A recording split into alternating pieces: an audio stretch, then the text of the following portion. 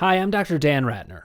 As part of our Mind-Body Connection series, I'm going to continue to share my ideas about how mind-body issues work and the system I developed for my short-term consultations with people to bring you the best information I can. If you have any questions, please put them in the comments below, and I will respond directly.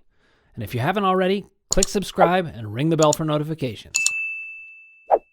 Today, I'm going to talk to you about how doubt plays a big role in your mind-body symptoms. Now, of course, this podcast is called Crushing Doubt, so no surprise, doubt is going to play a big role. But I'm going to explain to you why and how you can start to think about it. In our last Mind-Body Connection video, we went over the emotions column. And I just wanted to remind you of what this is all about. First of all, let's start off with what a mind-body issue is. It is an emotional or cognitive experience that leads to an actual physiological change. And it's my job to help you understand what's involved in that and how you can get it under control. What can it affect? Listen, if we go head to toe, anything the body can do for purely physical reasons, it can do for a mind-body reason. So you name it, it can happen. You can get nosebleeds for a mind-body reason just as well as you can from getting punched in the nose. You can get knee pain for the same two reasons. And a lot of times we have to tease that out. So let me do a little bit of a review about what we talked about in the emotions column. That is about symptoms at their moment of onset or at moments of uptick. Doubt is a whole different issue. So a lot of times I get the question, well, but how can I understand my emotions if the symptom simply is not changing? It's just always there. Well, guess what? These are the types of symptoms that caused me to develop this kind of idea. As I was recovering from my own 8-year bout of back pain, which I always talk about, thankfully in the past now, that was a symptom that was there every day. Now, there were changes in symptoms, and those related to emotions to some degree, but they also related to fears and doubts. Those are the things that cement your symptoms in place. One way I think about it is that doubt is the primary fuel for your mind-body issue. So we are talking, when doubt really applies, to those stubborn symptoms that just won't alter. They're consistently there, or they may be incredibly believable as a purely physical issue. I hear that all the time. People often say to me, how can this be an issue of the mind when it hurts this much? And I often say, actually, the fact that it hurts that much is a sign that it is a mind-body issue. And the reason I can say that is I experienced it myself. I experienced it myself for a long time, and I still experience mind-body symptoms, and they are the strongest physical symptoms I've ever experienced. I've heard that again and again from other people too, so it's not just anecdotal to me.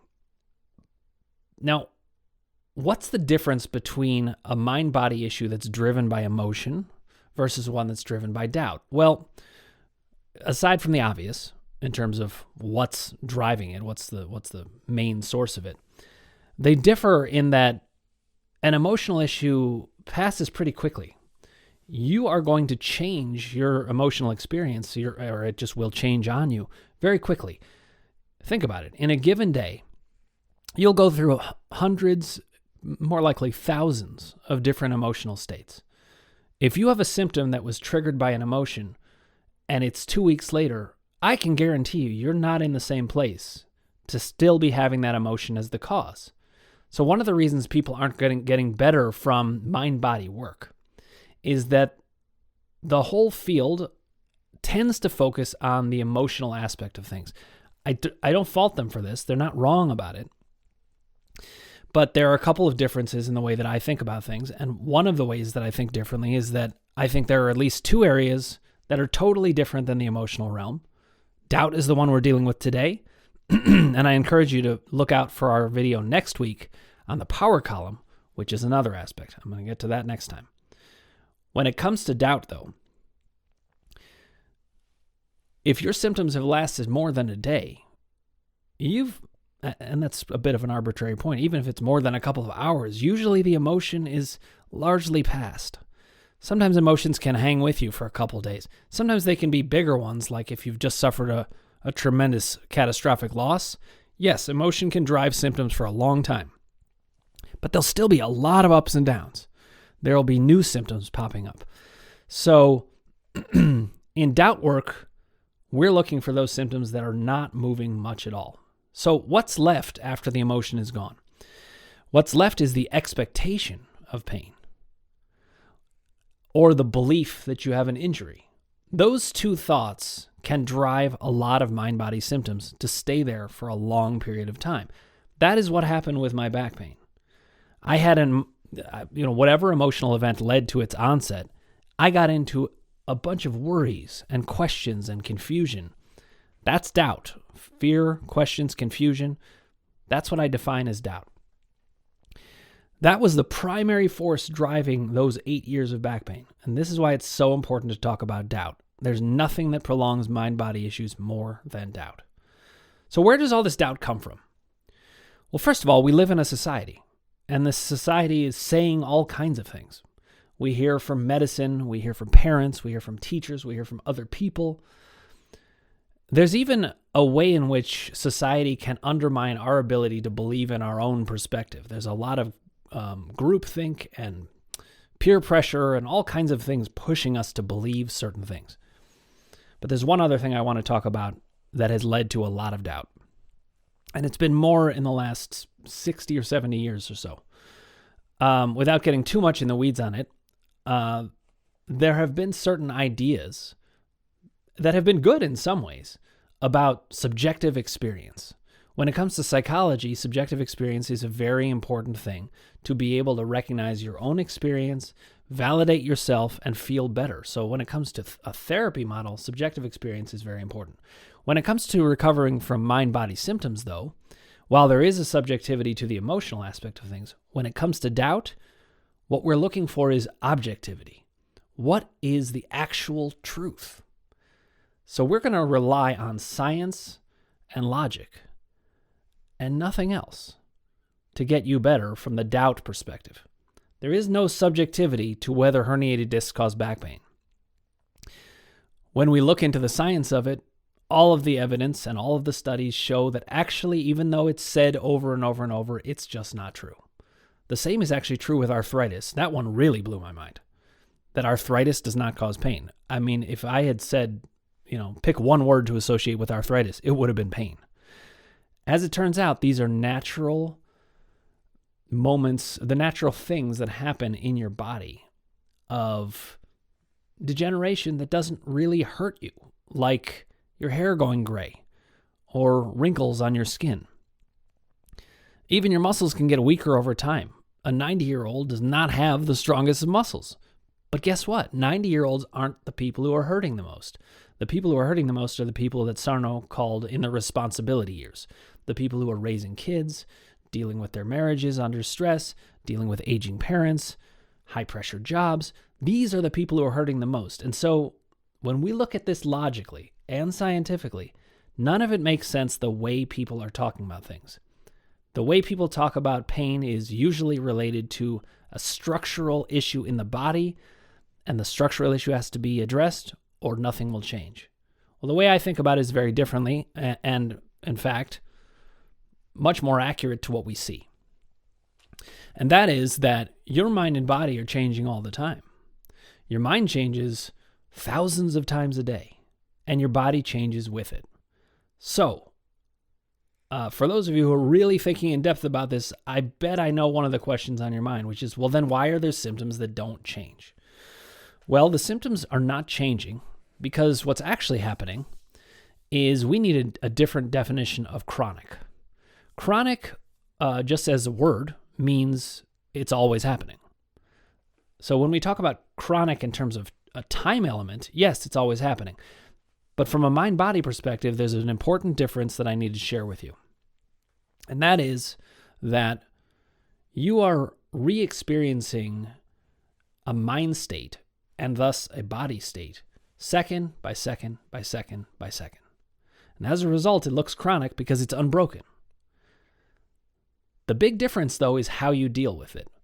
If it were just structural and it was an unbroken thing, then the structure needs to be treated. But if it's not structural and it's second by second by second, if you start to break up those moments, there will be chinks in the armor you'll be able to see this is starting to crack. I'm starting to see that this really is a mind-body thing.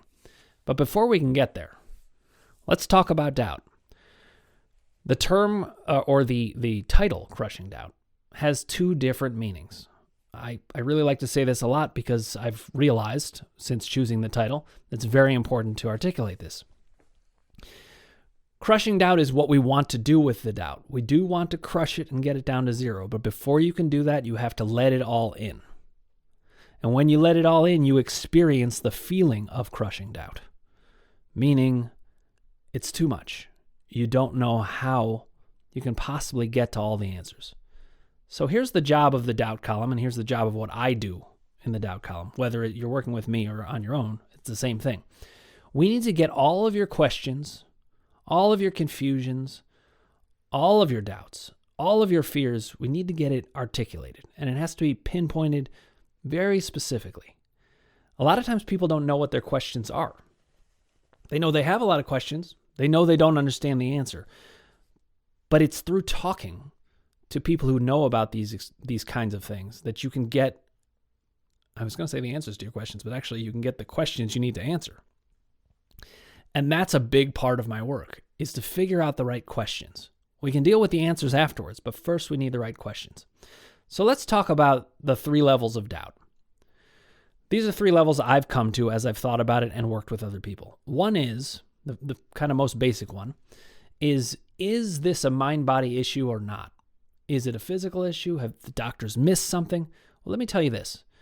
I trust doctors a lot for many different reasons. One of the things I trust them for is to find medical issues that need to be treated medically. If they can't find something, especially if multiple doctors can't find anything, then you've got a mind-body issue.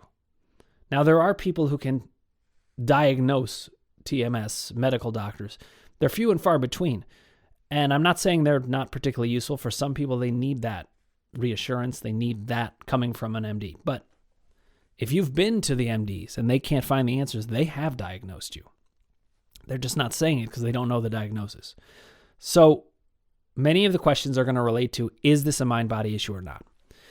The second level of doubt is, okay, I believe it is a mind-body issue, but can mind-body issues really be cured? Some people just aren't sure about that. Now they hear all the stories about other people and they say, yeah, but probably a lot of them can't be. Well, in my experience, there is no issue that can't be cured that's a mind-body issue, because it all works the same and it is all about reducing doubt. And actually, reducing doubt isn't as hard as it sounds. The reason people have such trouble doing it is they have trouble articulating the question. They have trouble recognizing where their confusion lies or pinpointing their fear. That's a big part of what I do in doubt work. So I help people get a sense that, yes, this is a mind-body thing, and you can be definitive about that, and that, yes, these things can be cured. But then there's a third level of doubt, and this is a very common one. People often ask essentially this question: is there anything about me or my symptoms that would get in the way of me getting better?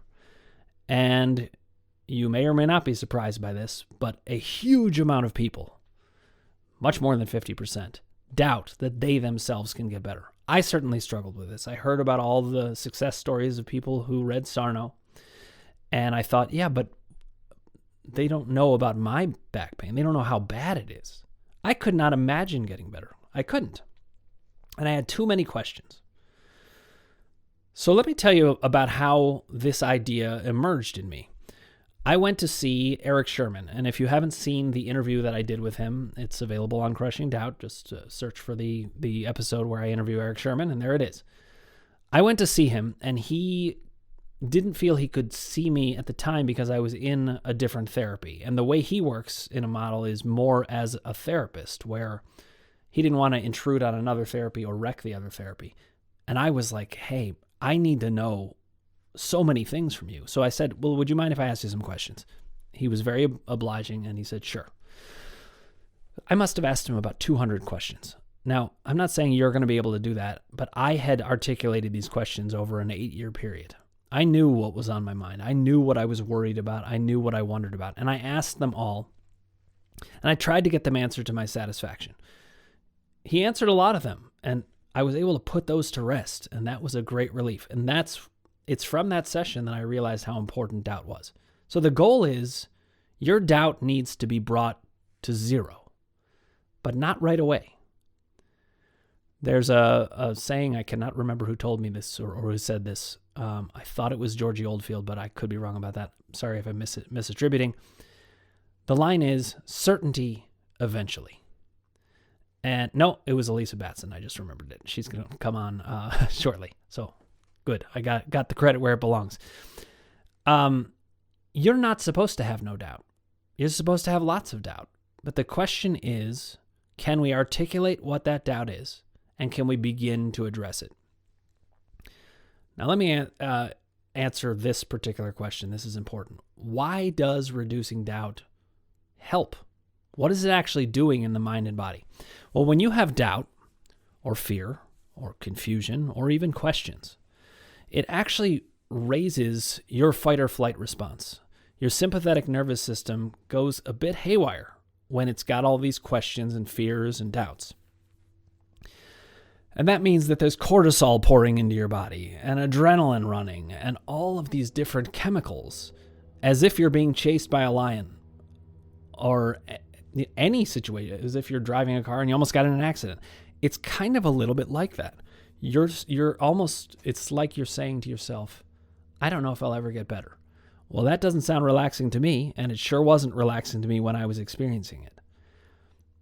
I am a much calmer and happier person now that I have the information I need to know that I don't have to have chronic pain, and I certainly don't have to have it forever. So it relaxes your whole body, and you can't fake it. The body's not going to be fooled, so you can't just say, oh, I'm going to will myself to not have doubt. You can't do that. You have to get your questions actually answered. That's how the body will calm down. So the physiology will actually change. Now, I want to go back to that idea I said about it being a second by second by second thing. When you start to calm your body down, some of those seconds are calmer, and then the symptoms are not constantly at the same level. It starts to kind of go up and down a little bit, and you get some sense of pattern. So these are the things that are the changes you start to see that begin to show the illogic of the symptom. And when you see the illogic of the symptom, it starts to fold like a house of cards. You're going to require some reassurance. You're going to have doubts pop back up. It's going to try to fool you again. But these are the first signs that you'll get that something is different. Now, when people talk about mind-body symptoms, a lot of people have heard this. When symptoms start to shift, it's good news. I've gotten lots of questions on this, and it's important that I say this. That's true when it comes to a doubt issue. With a symptom that has not been altering and it's now starting to move around and it's trying out different areas to try to fool you, yes, that's progress. But if you have the more emotionally driven kind of symptoms, like I talked about in the last video, constant shifting of symptoms would be hard to read as a good thing because that's what you've always had. So just to make the distinguishing point, it's when you've had a chronic issue that can't be moved and the symptoms start to move. That's when you can feel really good that something is happening. So you have to let all the doubt in fully. And here's the thing. It doesn't matter what I think. It matters what you think. So that's the reason we have to get very specific with the questions. We have to convince your mind that this is a mind-body issue, that it can be cured, and that there's nothing about you or your symptoms that would get in the way of it changing. And that's why we need very specific understanding of those questions and of the answers you need. I'm just going to give you a quick example.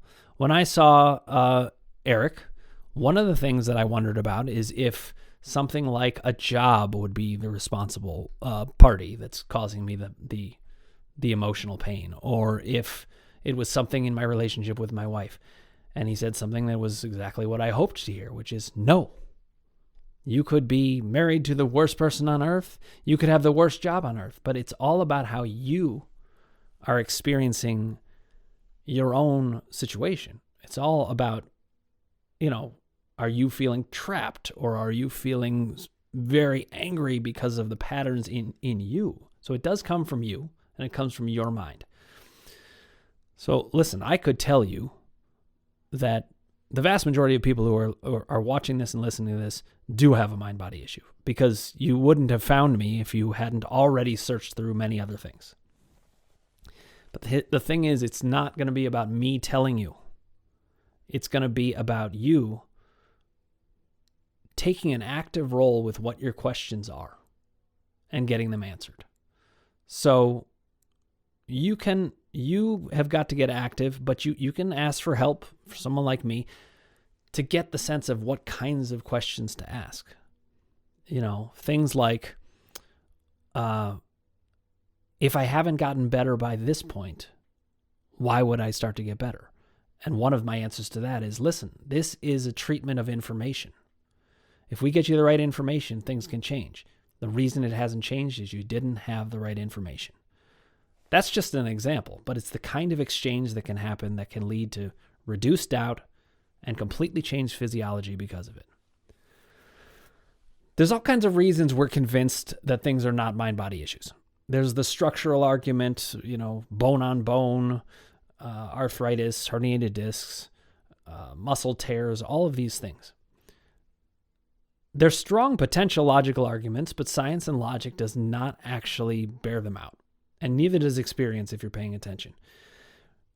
Another reason that people get convinced that it can't be a mind-body thing is that the symptoms are so convincing. And they say, but this is real. And I need to remind you all, it's all real. Your mind makes actual changes in the body. Your pain receptors are firing. And it has a profile that feels real because it is real. Now, meanwhile, you're facing all kinds of prevailing ideas in society. And let's face it, a lot of people don't want to accept a mind-body diagnosis because they don't want to be seen as crazy. But again, you're not crazy. This is actually the human condition to have these struggles, and it's all real. So we're going to use science and logic to counter every mistaken notion, every myth, every worry that you have. First, they have to get articulated. Then we use the science and logic that works. And some science might speak to one person and not to another. I'm not saying that there's subjectivity in science. I'm just saying one study might be the thing that does the trick for somebody to reduce their doubt. And for another, I've had people say, listen, I don't need to know the studies. I need to know the logic. And then maybe I talk to them about evolution. How is it possible that we've evolved over these years to have our bodies be this weak, this crumbling, or to have our mind not be strong enough to do these things? None of that makes sense. I have hundreds and thousands of different angles to look at, and that's part of what my information is all about. So, we talked about when symptoms start to shift in a chronic doubt-related issue, that's a step forward. I do want to give you a heads up. TMS, which is what Sarno called it, tension myositis syndrome, or a mind-body issue, or PPD, psychophysiological disorder, these are all equivalent statements. It's going to try to fight back to keep its place, because what the mind-body issue is a psychological defense against recognizing our full vulnerability, our full feelings, our full worries and confusions. So I'm talking about emotion and doubt here. But hopefully I've teased out well enough for you how to use which with which. And when I get to power, you'll see there's a third element, and we will get to that. So in the effort to try to alleviate the kind of doubts that you have, one thing I can say is that there is no chronic symptom, none, that doctors haven't already, struggled to diagnose or fix, that can't be made to go away with mind-body work. If the doctors can't find it, this is something we can trust doctors for. They're very, very good and very important for life or death situations. You go to them. You got to get cleared by a doctor before you can do this. But typically people have already been to many, many doctors by the time they come to a mind-body perspective, and hopefully we'll change that over time. But it's very important that you see a doctor before. If they didn't find something to diagnose or fix, or if they did diagnose in a way that we know doesn't fit with science and logic, then you can treat it as a mind-body issue, and there is Not a single symptom that can't be cured in this way, even surprising ones. I've had people struggle with getting rectal tears, actually, that I was able to help them fix by changing their mindset. Now that's mind-blowing. I mean, that's an actual rip in the skin being changed. I'm not saying that I just healed the skin with my mind, but I helped them relax so that the tension wasn't there and the tears stopped happening. That's the kind of thing that it shocked the hell out of me. But what I've found is it really is true. If you change your mindset, it changes your physiology. So that's doubt for you. There's a lot in here, and there's a lot more to say, and I'm going to revisit this in greater detail. We're going to go through each column and really get into the weeds on all of it. But for now, that gives you something to go on with doubt. Keep an eye out for next week's video on power.